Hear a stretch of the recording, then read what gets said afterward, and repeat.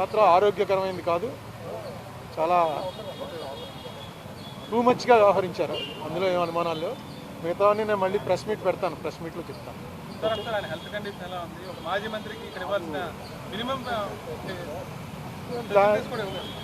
దాని గురించి ఏమి నేను మాట్లాడలేదు.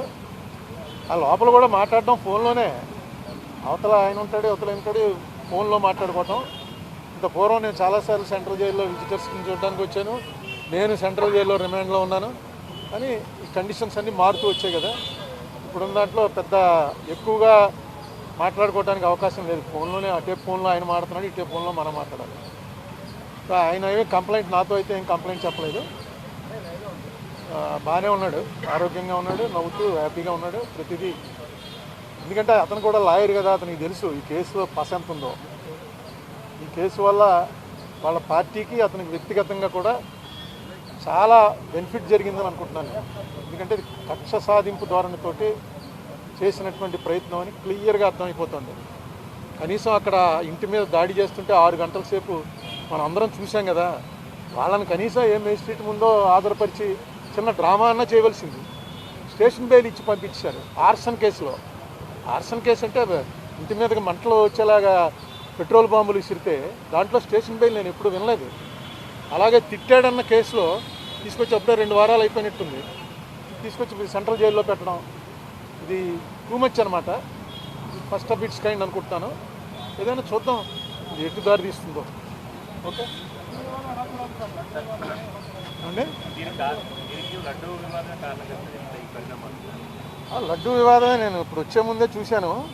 మొన్న చంద్రబాబు నాయుడు గారు అడుగుతున్నారు, ఎవడు చెప్పాడు మీకు ఇందులో ఇది లేదని, ఇది కొవ్వు, పంది కొవ్వు, గొడ్డు కొవ్వు ఇవి లేవని ఎవరు చెప్పారు మీకు అని ఒక మీ విలేకరు మీద ఆయన కొంచెం రైజ్ అయ్యి మాట్లాడారు. ఎవరు చెప్పారు, ఎక్కడ చెప్పారు, నీకు కళ వచ్చిందా అని విన్నారు కాదు. ఇదిగో వాళ్ళు వేసినటువంటి సిట్ రిపోర్ట్లో 20వ పేజీలో మీరు ఎంత క్లియర్గా ఉంటే ఎందుచేత చంద్రబాబు నాయుడు గారికి వాళ్ళు ఇచ్చే ఫీడింగ్ సరిగ్గా ఇవ్వలేదో నాకు అర్థం లేదు. 20వ పేజీలో ఒక చిన్న లైన్ ఏంటంటే, the absence of cholesterol in the samples also suggests that the chances for presence of tallow, lard and fish oil are very low. లేవు అని ఎప్పుడు ఇవ్వరు, వెరీ లో అంటే లేనట్టే లెక్క. In the absence of cholesterol in the ghee samples అని క్లియర్గా వాళ్ళు వేసిందే. ఆ సిట్ ఆయన వేసిందే, సుప్రీంకోర్టు దాంట్లో వాళ్ళు క్లియర్గా ఇచ్చారు. అది వీళ్ళు రిలీఫ్ కింద ఫీల్ అవుతున్నారు. ఎందుకంటే వెంకటేశ్వర స్వామి లడ్డూలో ఆవు కొవ్వు, పంది కొవ్వు, చేప నూనె కలిపారు అన్నదే కొంచెం అది చాలామందికి వాంతులు వచ్చే పరిస్థితి అండి. ఎందుకంటే గొడ్డు మాంసం అనేది, మీలో చాలామంది మాంసాహారులు ఉంటారు కానీ గొడ్డు మాంసం అని అనగానే అసలు ఆ ఐడియా డైజెస్ట్ అవ్వదు. నేను చూశాను చాలామందిని, వాళ్ళు హిందూస్ కూడా కాదు, క్రిస్టియన్స్లో ఫ్రెండ్స్ ఉన్నారు, వాళ్ళని కూడా చూశాను. ఎవడో మేము ఒక ఢిల్లీలోనో ఎక్కడ ఎవరో ఇంటికి వెళ్తే కాలాగోష్ ఖాయేగా క్యా అని అడిగాడు. కాలాగోష్ అంటే అర్థం ఏంటిరా అని నన్ను మావాడు అడిగాడు. అంటే కాలాగోష్ అంటే గేదె మాంసం ఏంటుందిరా, కాలా అంటే గేదె కదా అని చెప్పి, గోష్ అంటే గొడ్డు మాంసం, కాలాగోష్ అన్నాడు. అనేటప్పటికి గొడ్డు మాంసం పెట్టేశాడా అని వామిటింగ్ వచ్చింది వాడికి. ఏంటంటే ఎంత నాకేం రాలేదు నీకు వచ్చింది ఏంటంటే గొడ్డు మాంసం అలా పెట్టేస్తాడు వీడు అంటే, వాడేమో లేదు తింటారా అని అడిగాను, ఇంతే తప్ప పెట్టలేదు అని. నాకు అది చూసి ఆశ్చర్యపోయింది. అది జరిగి ఎప్పుడో 40 ఏళ్ళు అయింది. అటువంటిది మాటికి ఇందులో గొడ్డు మాంసం కలిగింది, పంది కొవ్వు కలిసింది, చేప కొవ్వు కలిసిందని. వెంకటేశ్వర స్వామి కదా, వెంకటేశ్వర స్వామి అంటే మనకు ఎవరికి గుర్తుండదు ఫస్ట్ ఎప్పుడు చూసామో. ఇప్పుడు కూడా వెంకటేశ్వర స్వామికి ఉన్నటువంటిది ప్రపంచంలో నాకు ఎక్కడా ఉండదు. ఆ రష్ నేను చూసాను, నార్త్ ఇండియన్స్ వచ్చి చూసి ఏంటిది రోజు కుంభమేళా ఇక్కడని. అంత జనం, అంత వెంకటేశ్వర స్వామి అంటే ఆ దాంట్లో అన్నిసార్లు అనకూడదు అసలు. నిజంగా జరిపిన వాళ్ళని శిక్షించడానికి ప్రయారిటీ ఇవ్వాలి. కానీ దీంట్లో నిన్న ఇంకో మాట అన్నాడు ఆయన, నాకు ఆశ్చర్యం వేసింది. ఇది అవినీతి కాదుట, హిందూ మతాన్ని నాశనం చేయటం కోసం పన్నిన కుట్రట. హిందూ మతం నాశనం అవడం, నాశనం ఎవడన్నా చేయగలడా దీన్ని? అది కుట్రండి. ఎవడో తప్పు చేశాడు వాడిని పట్టుకోవాలి. ఇంకా కెమికల్స్ అవి ఉన్నాయంటున్నారు, ఆ కెమికల్స్కి కూడా ఆయన ఇచ్చిన కంపారిజన్, మనం టాయిలెట్స్లో వాడే యాసిడ్లన్నీ తీసుకొచ్చి ఇందులో కలిపారని. ఏదో రకంగా ప్రజల్లో ఒక ఎవర్షన్ పుట్టించాలి.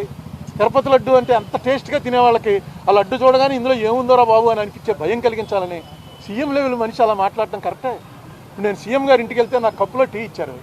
ఆ కప్పు పట్టుకుని ఇది ఏంటనుకుంటున్నారు ఈ మెటల్ ఈ మెటీరియల్, మనం టాయిలెట్స్లో కమోడ్లు వాడతామే, ఆ కమోడ్ మెటీరియల్ తోటి కప్పు తయారు చేసి కప్పులో ఇచ్చారు. నిజమే, అది కమోడ్తో పోల్చడం ఏంటి? పింగాణితో అనేక రకాలు తయారవుతాయి, కమోడ్తో పోలుస్తారా ఎవడన్నా? నాకు ఎందుకు చాలా ఆశ్చర్యం వేసింది. ఏంటి ఇదేంటి ఇలా మాట్లాడు సీఎం గారు? ఎప్పుడు అంత బ్యాలెన్స్ తప్పి మాట్లాడు. చాలా కాలం నుంచి ఆయన సీఎంగా చూస్తున్నాం కదా, ఎందుకు ఇలా మాట్లాడుతున్నాడు ఏంటి? ఎంత అందులో టాయిలెట్లు కడిగే వాటిని తీసుకొచ్చి కలిపారని. ఇది బ్లాస్ఫమీ అవుతుంది. బ్లాస్ఫమీ అంటే దైవద్రోహం.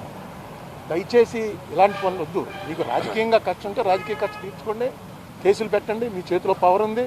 ఎవరైనా ఇదేంటి వెంకటేశ్వర స్వామి మీద వెంకటేశ్వర స్వామిని అనుపాపులో, ఎందుకంటే జగన్ క్రిస్టియన్ అనా? జగన్ క్రిస్టియన్ కాబట్టి క్రిస్టియన్స్ అందరూ కూడా వెంకటేశ్వర స్వామికి యాంటీ అయిపోయారా? అసలు ఏ స్ట్రాటజీ మీద వెళ్తారు? బీజేపీ వాళ్ళు కూడా ఇప్పుడు ఇలా మాట్లాడలే. బీజేపీ వాళ్ళు డైరెక్ట్గా మాది హిందూ పార్టీ అని చెప్పుకున్నా సరే వాళ్ళు కూడా ఇప్పుడు ఈ లెవెల్లో మాట్లాడరు. మరి చంద్రబాబు నాయుడు గారు పునరాలోచించండి, ఇది కరెక్ట్ కాదు. మిగతా చాలా విషయాలు ఉన్నాయి.